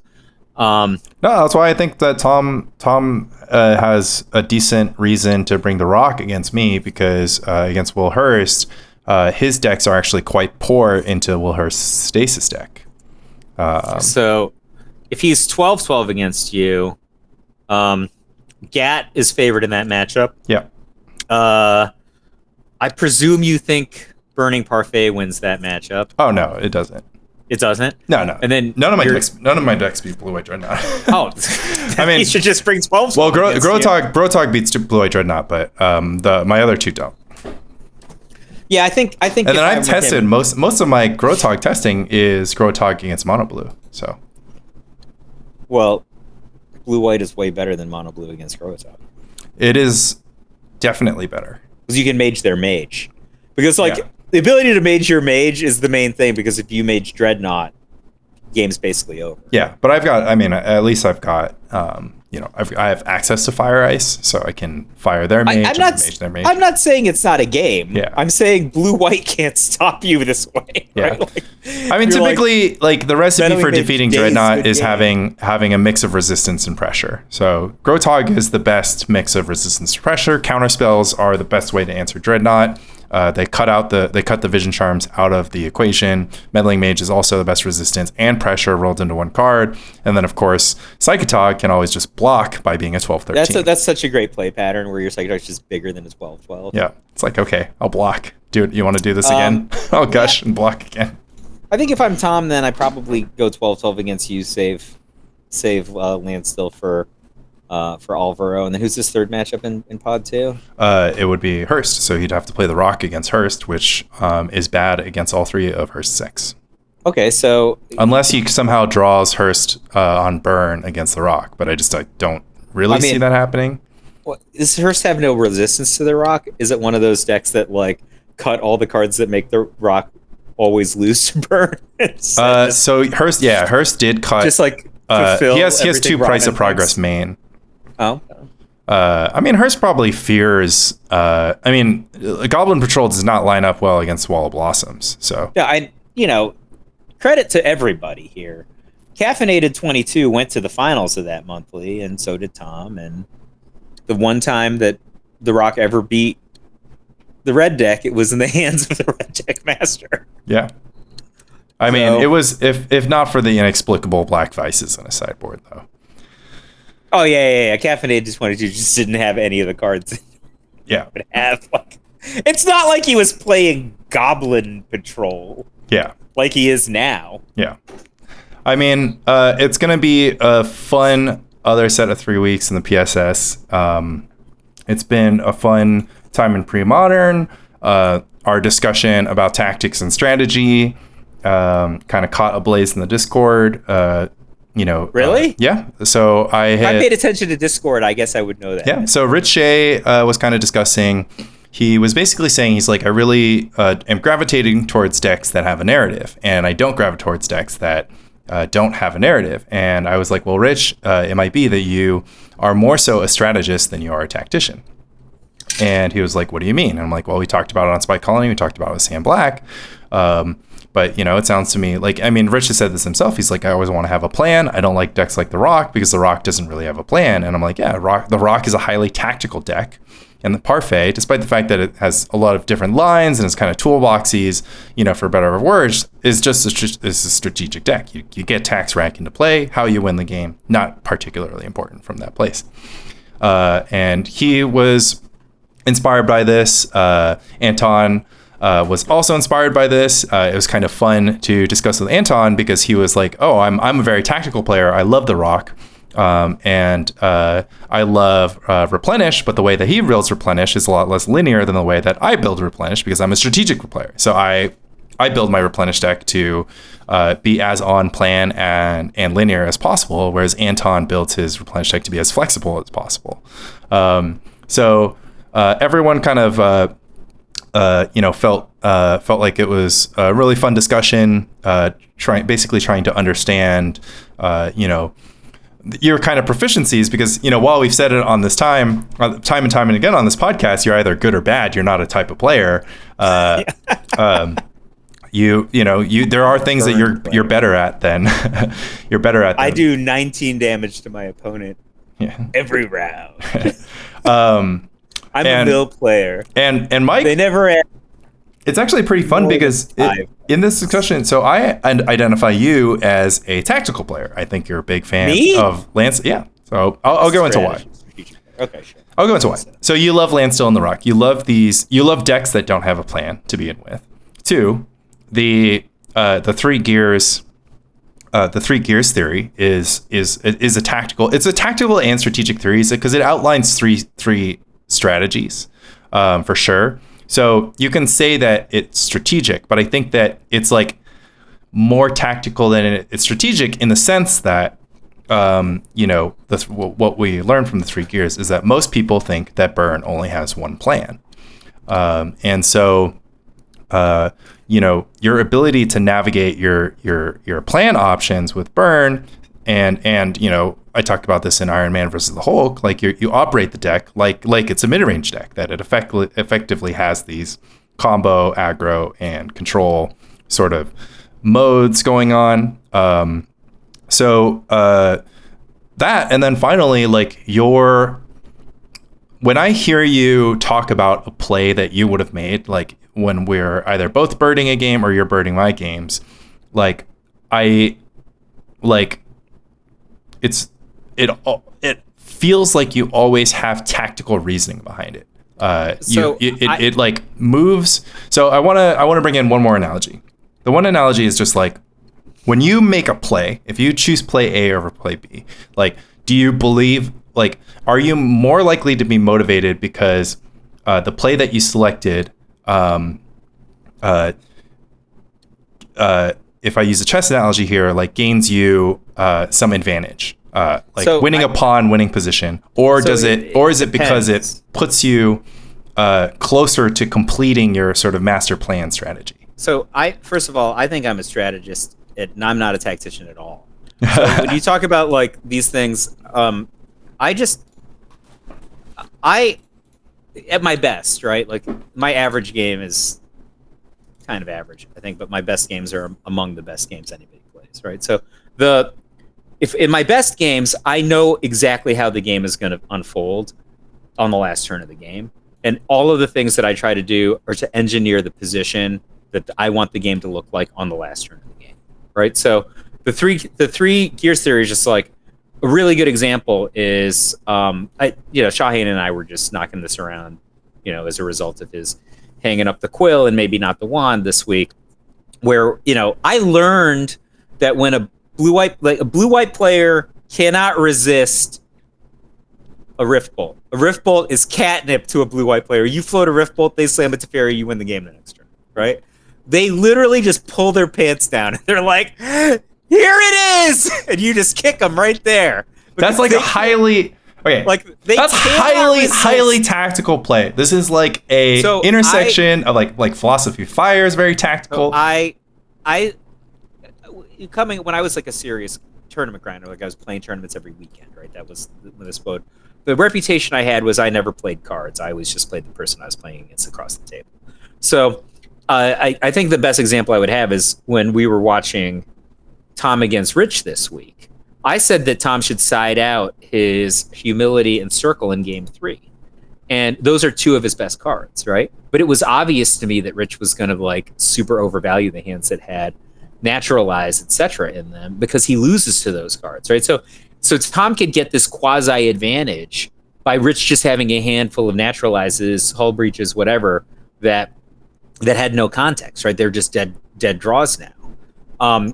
And Rich kind of has to play with those cards in mind because he just loses to a circle if he doesn't answer. So this is actually very like interesting because sideboarding is innately a strategic practice. But sideboarding with these sort of like mid-ranging landstill decks like becomes tactical. So what you're describing, like I think that a strategic approach would be to say like I'm going to have this humility and then I'm just going to have my counter spells focus around protecting this humility. Humility becomes my strategy. But the problem is the Goblins deck can operate with basically 0 mana. So they commit 1 mana and they operate at 0 mana the rest of the game.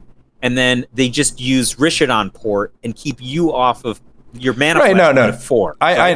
So you can't play that game. I understand, but I'm just saying. I'm just saying like this is exemplary. So by not boarding it into your deck and by acknowledging that the Goblins player is going to have some number of naturalized in your deck, that's putting you at a tactical advantage, right? The advantage that you gained is not based on a like game plan about how you script like winning play. Like so for like the reason is this is just that by not having enchantments in your deck and your opponent having naturalizes in their deck, like that puts you at a that advantages you in like the margins, right? Your deck is denser, their deck is more dilute, and the way you capitalize on this like isn't really strategic at all. It's just tactical. You're just going to have a little bit more gas and they're going to have a little bit less. So, and I wrote about this a lot 23 years ago.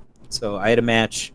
It became a really famous strategy in the Northeast, right? But I matched against Justin Poland in the first round of a PTQ that I top-aided. We were playing the White Mirror. And I played a first turn. I go first turn Rebel. What's the first turn Rebel? Ramosian Sergeant. I played first turn Ramosian Sergeant, and the words that I said to him were Swamp Dark Ritual Necropotence, right? Yeah. I win 20 turns later. We're shuffling up, and he says to me, you only won because you had first turn Ramosian Sergeant. So I said, tell you what, I'm going to side out all my Ramosian Sergeants this game, and I'm going to beat you, right? He said, shut up, right? So game 2 goes by, and I beat him. Right? And I said, I want to show you something. And I turn over my sideboard, there's 4 Ramosian Sergeants in it. And I said, I beat you before you ever dealt your first card. And and he's just like, you can't possibly have sided out your Ramosian Sergeants. And I'm like, they're right here and I beat you. And he's just like, how did this game go? And I'm like, well, you left all your Ramosian Sergeants in, right? Yeah, and he's like, and you lifted your Defiant Falcons, right? Yeah, he's like, yeah, you lifted these tutus, right? And I'm like, yeah, like, you have a deck full of tutus. In game 1, we both had a deck full of tutus. In game 2, I had a deck full of Wrath of God, and you had a deck full of tutus. Like, who do you think was gonna win?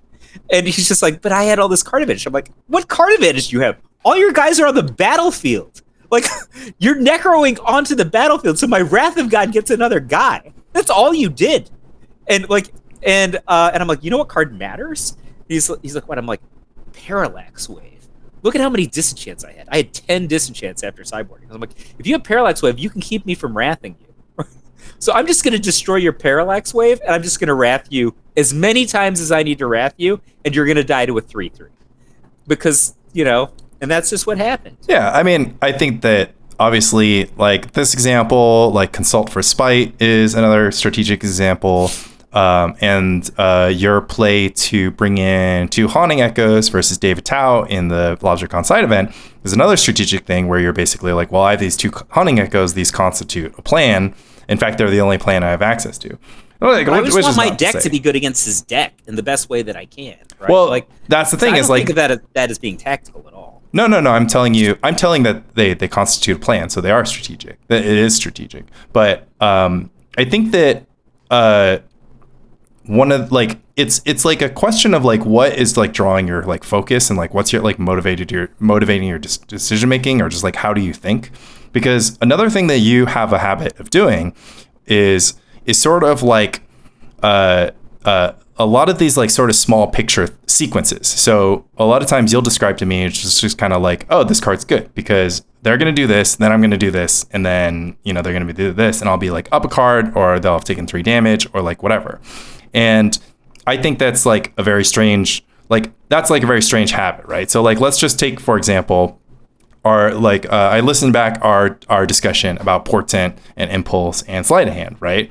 And, you know, I think that like, you know, you had this thing where you're just kind of like, well, like, I'm going to Sleight of Hand and I'll like have a second Dreadnought after like my first Dreadnought is removed, and then I can like play Dreadnought that turn. Or like, you know, I'm going to Sleight of Hand and I'm going to use that like velocity to better my position that turn, the turn that I need to kind of put myself into the late game where I'm certain to win because I have a lot of faith in my deck and I have this inevitability.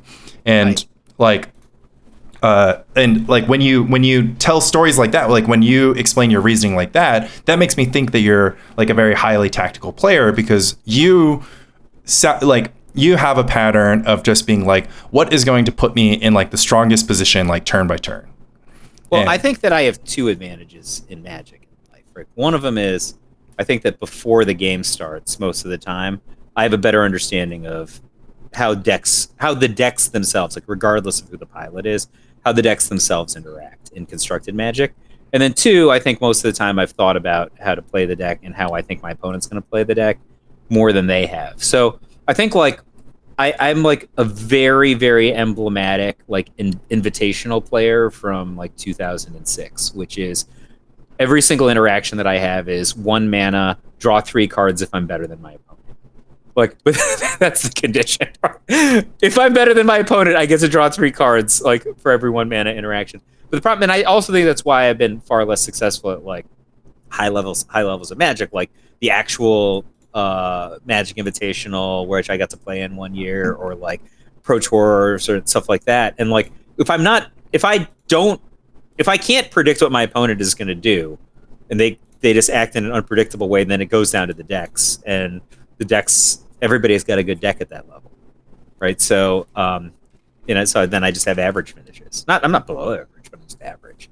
But at like, you know, local level or whatever, or, you know, it's people who don't have that kind of preparation or understanding, I do way better. But I actually think that I know what my opponent thinks and what my opponent is going to do. And one of the things that I've always loved about working with you is that you think in a way that is better that makes me better because I didn't think of these things. So like I'm like, oh wow, I didn't think of that. This guy must be a genius. It's like my reaction to you 75% of the time. Versus like when somebody else says something I didn't think of, I'm like, that's stupid. Yeah, we're just gassing each other up. You know, we're it's a symbiotic relationship where we just love hearing that we've got good ideas. But I mean, like if somebody else put Mox Diamond in a deck that I had just topped forward with, I'd be like, why? Because you love discarding cards, idiot? Yeah. That would just be the entire answer. I mean, that's Francisco's. Actually, I have a habit of doing that because my revisions to Caleb's Tron build include Mox Diamond. So I just like take somebody's deck list that they did well with. I'm like, add Mox Diamond. Revisions to Caleb's deck. They are very bad. I mean, they've been sweet. They've been sweet when I played it. I mean, the way that I have the deck built, it just like completely folds to Wasteland and Dust Bowl. So yeah, this but is Caleb's what it is. deck is invincible to a bunch of things that you just made your deck vincible to. Right? Like Caleb just doesn't have targets for a bunch of things that people play. No. It's the other way around. I removed all the Caleb's Master Course can get plowed. Yeah, and I just took out the Caleb Master Course. was invincible to Disenchants. And you made his deck very disenchantable. But Disenchant a Mox, one, there's 2 copies of Mox Diamond, and 2, like Disenchant a Mox is like a pretty high floor for the Mox. Yep. Oh, come on, man. I mean, like discarding a land in a Tron deck is not a mana bonus. No, it's fine. It's one, it's typically a redundant Tron land. 2, like I said, you need all your mana sources because the deck has a lot of WW. You need your mana sources to all be gold because you can't like have islands busting your WWs. You can't have islands busting your Plowshares turns, and you can't play. You cut all the eggs. You can't commit. No, I cut 2. I cut 2 eggs for 2 Mox Diamond. Just relax, okay? Just like relax for a moment. I don't buy any of this nonsense. The deck produces like a ton of colorless mana. You want to commit all your land, like. You know, one of the things that's really awkward for a blue-white control deck to do is to spend 3 turns, any turns, playing colorless mana sources. So, you suggested Sky Diamond. I think that's fine, but it comes into play tapped, which is just like super bad. You can't play the Osa play that way. Yeah. Exactly. So you're just kind of left in a situation where you have all this colorless mana. You really, really are starving for gold sources. That's why I have City Brass. That's why I have Mox Diamond. I guess we'll just like detour in. Anyways, I took Caleb's deck. I was just like, forget all these small ball cards. All I care about is Power Sink. Power Sink. Prohibit mana short in 1 card. I always have Tron. I like loaded up with Portents. We have Impulse. We loaded up with Portents. So you could cast Portent in Caleb's deck. Well, I wanted. Okay, so that is a good point. So one of the big reasons why you can't have any like islands or plains is that all your lands need to cast Portent and Swords of Plowshares, right? Because it's just going to be very common for you to be like, my 1 colored land, Portent, and then I'm like, I have to cast Plowshares, but I also have to develop Tron. Like I said, you got to spend 3 straight turns. So the only 2 ways you break that paradigm is by playing all gold lands or playing Mox Diamond because, again, you'll have access to that gold mana and you'll have access to it 1 turn quicker. And then, Mox Diamonds, you ditch your extra Tron lands. Ideally, you play your Mox Diamond, you pitch a City of Brass so you don't have to have a City of Brass on the battlefield. You add these unplayable cards? I hate City of Brass. I mean, like I guess the only other option is like Gemstone Mine, and the final reason either. The final, well, yeah, or Forsaken Coastal Tower. No, There's also you can't come into play tapped. The Sleepy Land, because you could make it sleepy. Yeah, that's true. That's maybe a consideration, but I mean, the big problem, right, is like you can't Coastal Tower because like you're not gonna like make Tron and then play Coastal Tower. So you have this problem. All your lands produce colorless mana. You want to spend 3 turns playing lands that produce colorless mana. How do you get over it? Like you can play eggs. Eggs you only use once. Eggs, like, it's not just that you only use them once. They drive you forward, right? They're like, pretty. Hard to explain why an egg is so good. Well, they're just like very anemic. Like draw a card for 1 is like. That's Alvaro's entire draw engine. Yeah, I know. Like. Well, I mean, I think that deck is anemic too, and Mox Diamond's belong in that deck, but it's neither here nor there. You love Mox Diamond anywhere you could play Mox Diamond in Fluctuator. You would. I mean, that might be the only place I don't play it because it's like literally bad there. But I would start with Mox Diamond probably improves your bad deck more than it hurts it, unless there's like a compelling reason why Is not. Mox Diamond Allen Iverson? Yeah. So Land's theory is like Allen Iverson could take a good team, take a bad team to like 45 wins, right? Like you're not a good team, you stick Allen Iverson on it, boom, 45 wins. People talk about Allen Iverson. You take a great team, you put Allen Iverson, he will drag them down to 45 wins. It's be like in the bad team, Allen Iverson is scoring a lot. So people are like Allen Iverson. Then you take a great team, you stick Allen Iverson on it, he's like Allen Iverson takes so many shots. He doesn't play defense. The same things that would get a bad team 45 wins. Allen Iverson can pull a great team down. You heard it here first, folks. Mox Diamond is Allen Iverson. I mean, look, if any deck where you produce a substantial amount of card advantage or a substantial amount of mana advantage, you're good, right? Because the one mana advantage is card advantage, right? Like Ancient Tomb is a 2-for-1. People just don't see it that way because they're blind, but also like because not a lot of decks can capitalize on colorless mana. So if you have a bunch of Ancient Tomb and City of Traders, you can play Mox Diamond. Your 2-for-1 undoes the 2-for-1 from the Mox Diamond, and then if you have a Soul Land plus a Mox Diamond, you double ramped.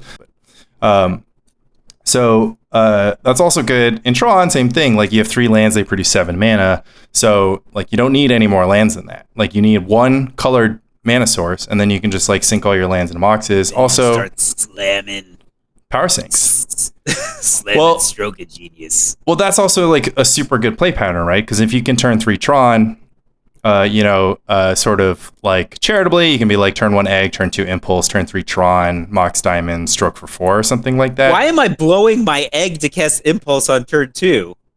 Because I can no longer do the thing that you said. Well, so you can find Tron. Like yeah, but now I can't cast any of the payoff spells. Well, thanks to Mox Diamond, you can. That's why this is a play pattern I'm describing. You get a Stroke for 4 on turn 3, and then the game's over. Because you just power sync them out, and then you stroke them and decree them out. This deck is so bad against Alvaro's deck. Like you just cried. Oh, it's like, really bad against Alvaro's deck. Pillage and Pyroblast. I mean, against his Ponza deck. Yeah, Alvaro just hates it when you've got lands, pretty much. But in any case, I've been doing like a little testing there. I don't think there's anything there though. It's like a little bit too anyways, I thought that Caleb's Tron deck was not good at being a control deck and a little bit unexciting as a ramp deck. So I just like made the ramp deck that I wanted to make. And it's like basically a combo deck that's just like way slower. Like I did some test matches against a variety of people. I did some test matches against David Tao. It was like sweet. I could put like 5 angels into play pretty consistently on like, whatever, the mid game. At the end of this, what is this, the 10th episode of? We're on 9. On the 9th episode of Spy Colony, I'm gonna give you a Ring of Humans. You are number 9. You are a Nazgul. You are, you get to be immortal, also a slave to the ring, but there's trade-offs in life. But here's just a tool that you can have. I think that even how you were talking about how you build replenish, I think you just don't have something in your tool set. This is going to be the unlock for you. This is like when I saw Osip not play his Signet on the second turn, right? Do you know that there's some decks that it's not just that they have more than one plan, it's that they are more than one deck, and in certain mode they are one deck, and in a certain other mode they are another deck. And they are fully one deck, and they are fully the other deck. I think you think something about Caleb's deck that is wrong because you don't understand that Caleb's deck is a perfectly passable tempo control deck in the way that a Tron deck is supposed to be a tempo control deck. Not like an overwhelming card advantage control deck. It just uses its counterspells and removal to stay alive in the pre-Tron era. But then once it has Tron, it's just an over-the-top deck. You want it to be something else because you don't understand its identities. It is just a remand throwing deck in the first few turns. No, and it doesn't want to be anything else. No, I mean, that's fair. Like, the reason why I'm not drawn to that, because it doesn't have Portent, is that I don't like playing for a middle range, right? So but it doesn't play for a middle range. It goes so much higher than everybody else, but it only goes so much higher than everybody else after a certain level. Well, let me explain. So like, what you're describing is like, I'm pretty like sensible to, because this is like the play pattern of the Rock. Like the Rock just stays alive, closes out the game.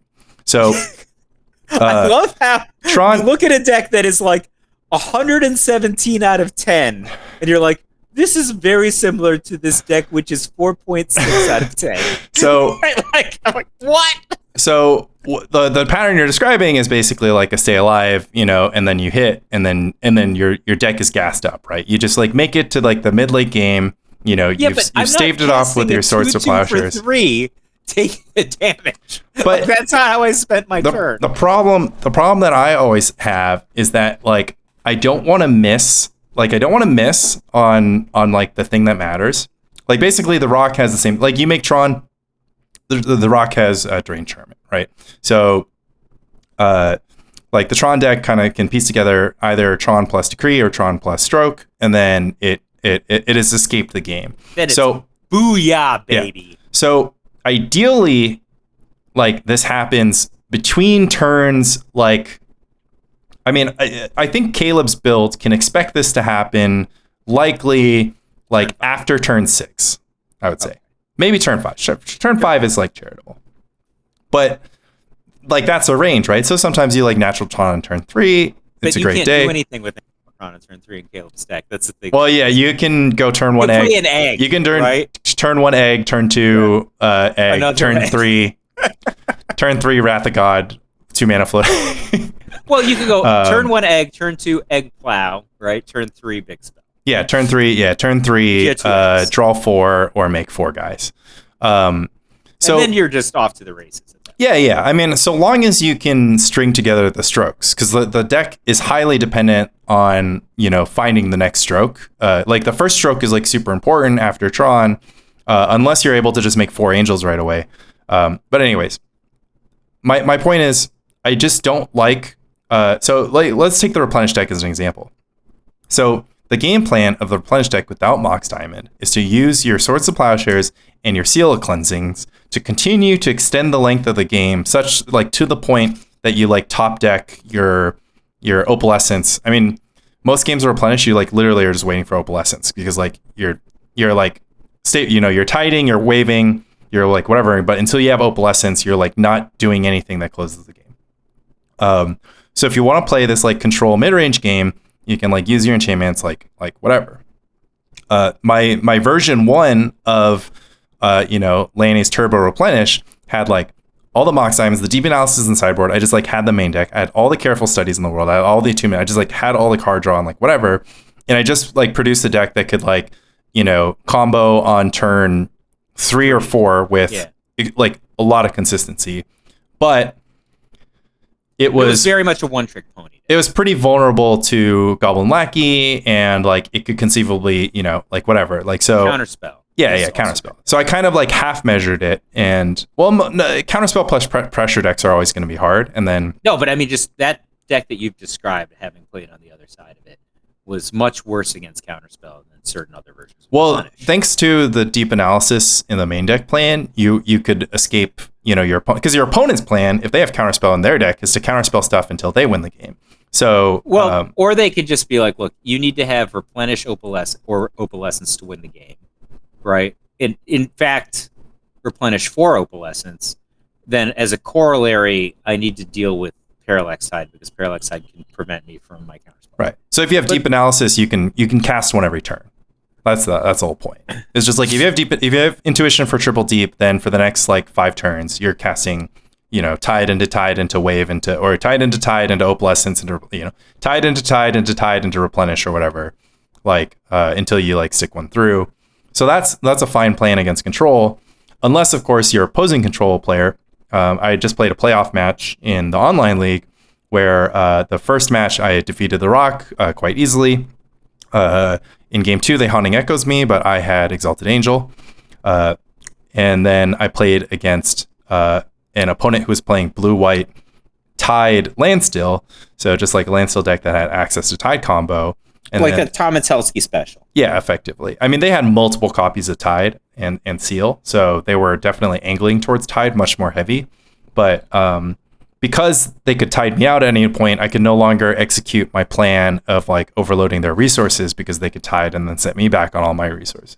But anyways, long story short, like the reason that I built Caleb's deck the way that I wanted, like I did, and the reason why I built Replenish, and even the way that I built the Rock, right? Like, you know, like the whole concept of Lanny Rock is just kind of like, okay, like what are the things that need to happen? I need to have access to black and green mana. So that's the cycling lands. And I need as many Wall of Roots in my deck as I can, or Wall of Blossoms, rather. Wall of Blossoms in my deck as I can, because Wall of Blossoms, you know, glues together this like... only good card in my deck. Yeah, exactly. It glues together this like so I'll Cabal play Therapy an extra situation. 3, even though they take... Yeah, and I'll take a life. Damage. Exactly. So yeah, just conceptually, like, I don't love... and remember when I explained to you, I was just like, to me, a deck either has a 100% win rate or a 0% win rate in a given matchup. I'm just like, this always beats burn. It never beats burn. Like, it's never like, no deck of mine is like... If you're just sort of talking about whether or not you could beat Aaron Dix, that's often true. Well, but yeah, I'm just like, you know, you're like, oh, like, if you ask me, you're like, oh, Lanny, how good is Grotog against Standstill? I'm like, oh, I'll win every match. Like, I'll win every single match against Standstill. Like, I don't really invite the concept of inconsistency into my decks because I just like don't like, I don't ever like have it in my mind that my decks won't follow the narrative. Like, you're just like, okay, well, how does your Replenish deck do against goblins? It's like, well, I'm gonna have Mox Diamond or Soul Land in my opening hand, and I'll replenish on turn 3, and then they'll lose. And like, don't get me wrong, I'm still like a tactical player. Like, I still play out scuffed games. I still play out games that don't go according to plan. But like, the problem that I have with Caleb's deck is just kind of like, it's got a bunch of like random one-ofs. It's got like this thing and that thing. It's got these like small ball stuff. And I'm just like, yeah, I hate you're playing Tron. Just crush him. Just Portent for the Tron piece that you need. Dude, Portent is just a small ball thing. So this is what you're doing. You're exchanging the ability to play like just a decent, fair control deck for a few turns with the ability to get Tron online a turn faster. It's like 3 turns faster. But in return, the your sum deck total is now full of Power Sync and Mox Diamond. I mean, if you want to play Prohibit over Power Sync, I'm not going to stop you. Like, the Power Sync thing was just like so bad. Prohibit is so bad. Well, it's in his deck. It's not good. Prohibit and Mana Leak are his like choice of counter spells, and I'm just kind of like, whatever. Those Wisconsin people think Prohibit's a playable Magic card. I mean, either way, just like, I'd rather have Miscalculation. I mean, Miscalc I think is also in there, but it's like a blend of all 3. And then there's like a random Forbid or Absorb or what. I don't think there's an Absorb. There's no way there's Absorb is an ambitious card. Yeah. Never mind. No, it's not an Absorb. I got things mixed up because at our local I played against both Blue White Tron and Blue White Landstill. But you beat them both. Yeah, but the Tron player didn't fully understand how to interact with the Hermit Feb combo, and then Landstill's generally considered to be a good matchup. But anyways, it's just like, it's just how I think. It's how I think about Magic. I'm just kind of like, okay, like, what's my deck gonna do? Like, what do I need extra copy? Like, I'm like, okay, it's a Tron deck. I'm like, okay, well, how do I put Tron together? I'm like, well, you're telling me you're gonna put Tron together with 6 eggs and 4 impulse, and then just like, I don't know what turn. Step. Yeah, and my draw step, I'm like, I don't know what turn I'm going to get Tron, but when I do, it's going to rule. I'm like, okay, well, every turn up until then, like, what happens if you have your stupid, like, Masticore in hand, or your stupid, like, Strokage? Are you going to stroke for 1? No, I just cast my stupid Prohibit until I just naturally draw. You're going to decree for 1? What? You've got your 2 Wrath of Gods. Like, how are you going to cast those Wrath of Gods? What happens if you don't draw white? Completely uncomfortable with the concept of being the control, which is weird because you're a Parfait player at heart. You just don't understand how to play the control. That is every control player every turn until they have won the game since 1995. I actually love this. I love this paradigm because this is... I am going to lose until I win. Is how listen to this take on the strategy versus tactics paradigm. Consider 2 ways to look at the game.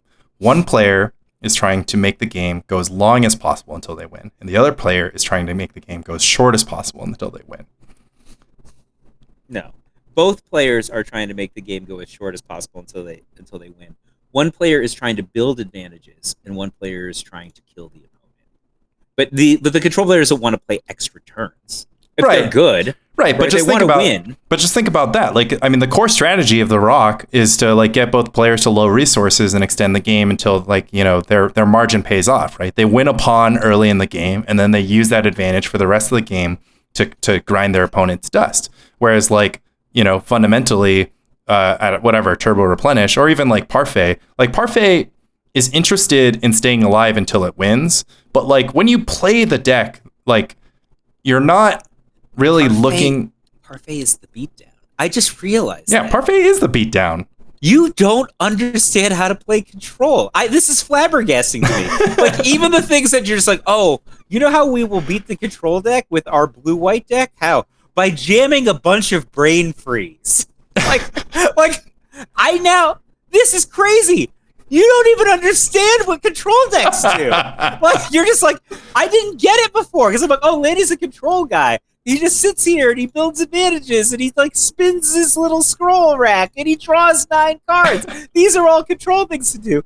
Actually, you just love tapping mana. You don't tap a lot of it, just like a beatdown deck. Just like the first turn Jack-a-Pump guy, you never have more than 3 lands in play. This is crazy. You're a beatdown. It's true. Just a beatdown. It's true. Like, I could not have scripted this. You don't understand how control decks go. You're just like, what are you going to do? Wait till your deck gives you the cards to keep playing and staying alive? Yes. I fill my cards. Like, and now I get it because I'm like, I like factor fiction. I like making my opponent make a decision. I always can get card advantage out of it, but I'm getting advantage by my opponent having to use mental resources. You're like, I like deep analysis. I like tapping mana. My mana is tapped on my own turn. What are you going to do about it? Block? Right? Like, this is mind-blowing. The name of this episode is just a mind-blowing emoji. We'll see if our listeners make it an hour and a half to this this gold mine. Well, we got to cut because I got to run a fart like before the Tau House part. All right. Yeah. I mean, basically, I mean, you're right about that. Like, absolutely. Like, you know, conceptually, like, I don't like pushing the advantage bar like 1 millimeter at a time. Like, I just like throwing it across the room or not having it at all. Like, I'm either, like I said, it's 100 or 0. Like, I either have advantage bar or I don't. It's not like weird that somebody who plays blue cards just has no concept. Now I get it. You're just like, hey guys, you know what we can tap blue for? What, Lanny? A 2/2 for 2. Then we can attack with it. Really? Trust me, it's the best card that you can play in the format. A 2/2 for 2. One of it's blue, so it must be control. We're taking control of the game by attacking our opponent 10 times. They won't be able to do any beatdowns then. I mean, they can't play Swords to Plowshares. It's a big asterisk on that 2/2. Yeah, the anti whatever. Wow, this is crazy. All right. Top 8, Kai Bude, Marco Del Pivo, Simon Nielsen, Javier Dominguez. Simon Nielsen strung together a hell of a lot of top finishes also. Yeah. Christian Calcano, hello. Calcano. The one and only ever top 8 Magic Mock Invitational champion, Christian Calcano. I don't know what that means, but... So there was a tournament called the Top 8 Magic Mock Invitational. Brian David Marshall rented out the New Yorker hotel to run the tournament. We had I can't remember if it was 8 or 16 players. Patrick Chapin came up. Conrad Kolos, who has consecutive U.S. national championships, top 8, came up.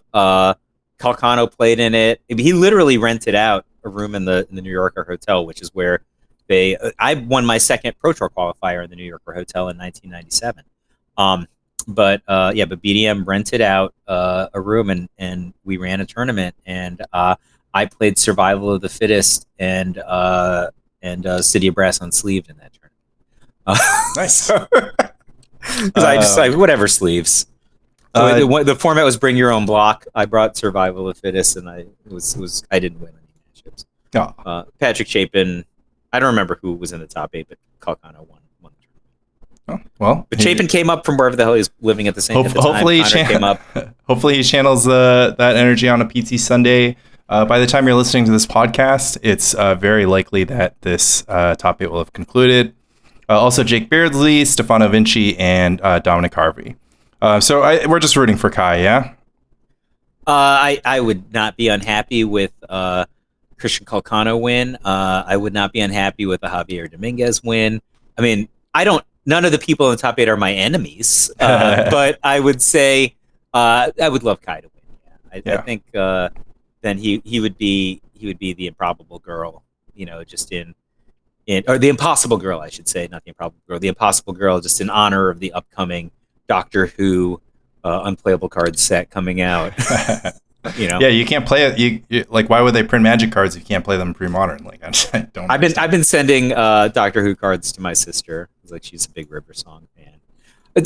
I don't know how the Doctor Who set was Genesis. But obviously, Gavin Verhey is excitedly the talking head. I think there's some like inside baseball about Hasbro purchasing like this thing called like Studio something or other, like it's like Studio X or whatever, Project X, and they're like their content, like they're just a production company or like whatever, like they have a bunch of main titles. Doctor Who is obviously BBC, but a lot of the Universes Beyond stuff is like in connection with this, like, I don't know, business deal acquisition. Okay, well, I officially don't have enough time to run my fartlek now, so I guess I'm just gonna phone in 21 minutes on the elliptical machine and maybe throw some kettlebells. All right. The gym is going to close at 8. Oh, okay, well, that still qualifies as 45. I need 63 minutes to run the fartlek if I don't take a 30-second break in between rounds or a sip of water. Right? Can you run a half fart? No, there's no point in that, man. I run 3.5 miles on my off days. Right? I was going to run 7.5 miles, and I have a race this weekend. So, and I phoned it in almost every day this week. Well, Lanny Huang and the rest of the Spy Colony, thank you for your sacrifice of a little bit of gym time to tell me all about how I don't know how to play Control. It's probably true. It's not that you don't know how to play Control. You have no concept. I have no concept. It's like a new language to you. It's going to be exciting for me to see you take your giant... How could you have been the best deck designer in the world and not understand how Control works? This is crazy. You are like some sort of dividing by zero genius.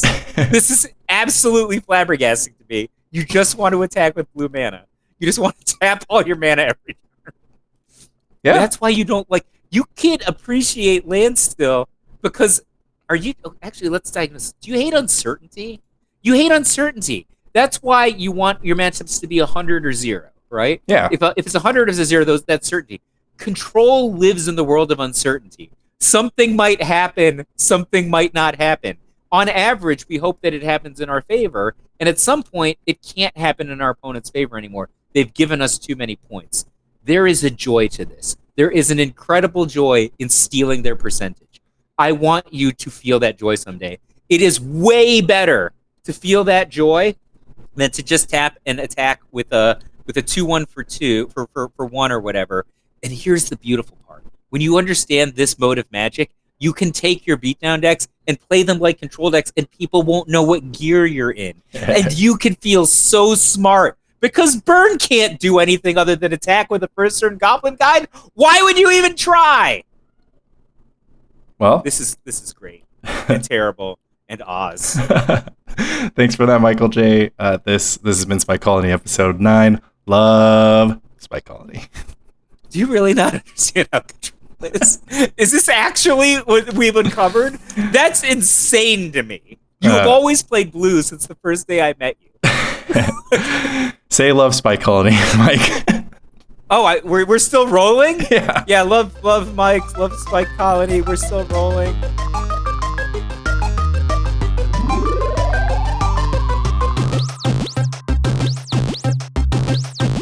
Game over.